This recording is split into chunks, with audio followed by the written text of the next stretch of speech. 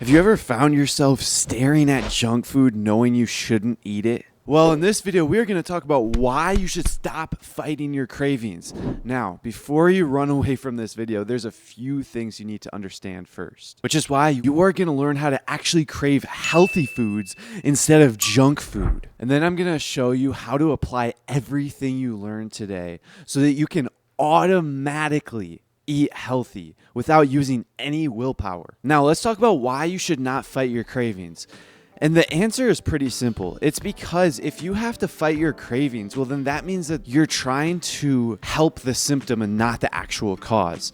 So basically, the actual problem is not the cravings. The problem is the identity. If you have cravings for junk food, then that means that it's still a part of your identity to eat junk food. You say, I eat junk food. You may not actually say that out loud, but that's what your identity is saying. And so what you have to do is you have to figure out how you can switch that identity to someone who is a healthy person or someone who eats healthy foods. And that's exactly what I'm going to help you with in this video. Now, how do you actually crave healthy foods instead of unhealthy foods? Well, it goes along with the identity piece. And basically, what you have to do is you have to figure out your purpose in life. Because once you know what your purpose is, something that you're fighting for, your mission, well, then it becomes so much easier to align everything towards that. So, for example, in freshman year, I was going to try out for the soccer team, and I was pretty good at soccer. Not the best, but I didn't have any reason to think I would get cut. So I tried out, and I thought I did good, but I got cut. And so sophomore year, I tried again, and I really wanted to make the soccer team, so I started training. And sophomore year, I got cut again.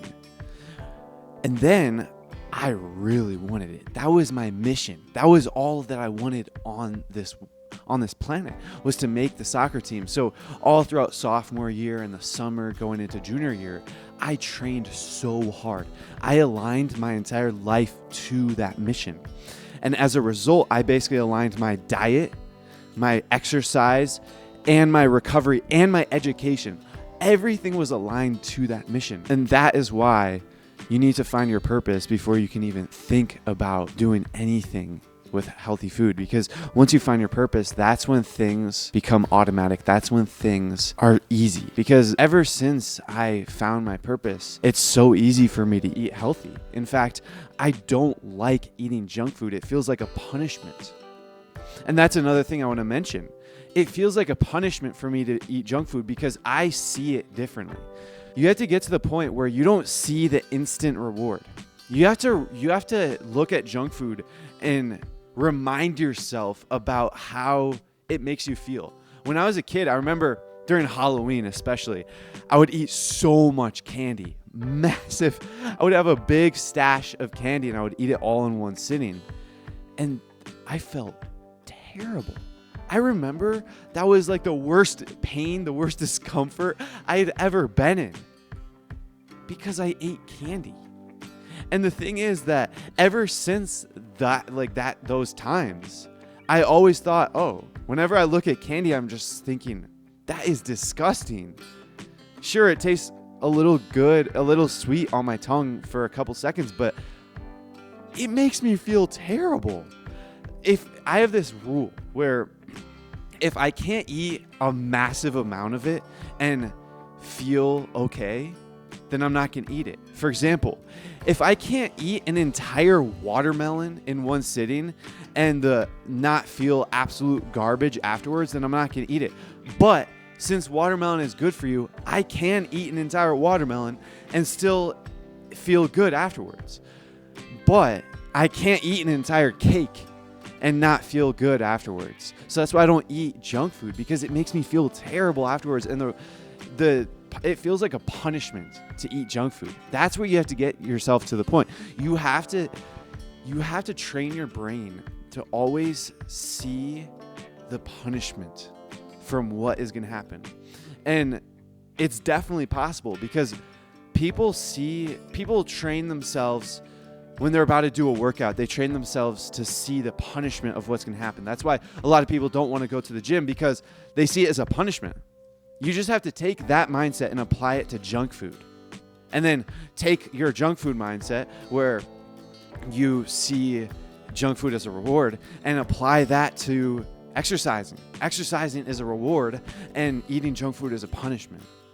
If you can take that, then you're sure to succeed on eating healthy. If you just train yourself to see that junk food is a punishment. Now, at the beginning of this video, I promised you 3 things. The first thing was why you should not fight your cravings. And that was because it's addressing the symptom and not the problem. The problem was your identity. And then the second thing was how to crave healthy foods instead of junk food. And that was simply because you had to find your purpose. And I added in a bonus, which was to actually see junk food as a punishment and see healthy foods as a reward. And the final thing, the thing that you probably care about most that I promised in the beginning of this video is how to automate it, how to eat healthy automatically. Well, it's simple. You just have to create a system. There's this quote that I heard from James Clear. You don't rise to the level of your goals, you fall to the level of your systems. What is a system? A system is basically a method to ensure your success. I never read Atomic Habits, but I realized that I'd been applying systems my entire life.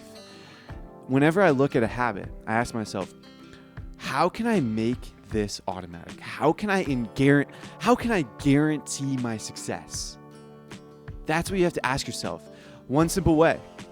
The best system when it comes to eating healthy happens at the grocery store. Don't get any junk food. Just don't buy any junk food. Let's say you go to the grocery store once a week. Only buy healthy foods. Rice, chicken, meat, eggs, just whole foods, and then only get those things.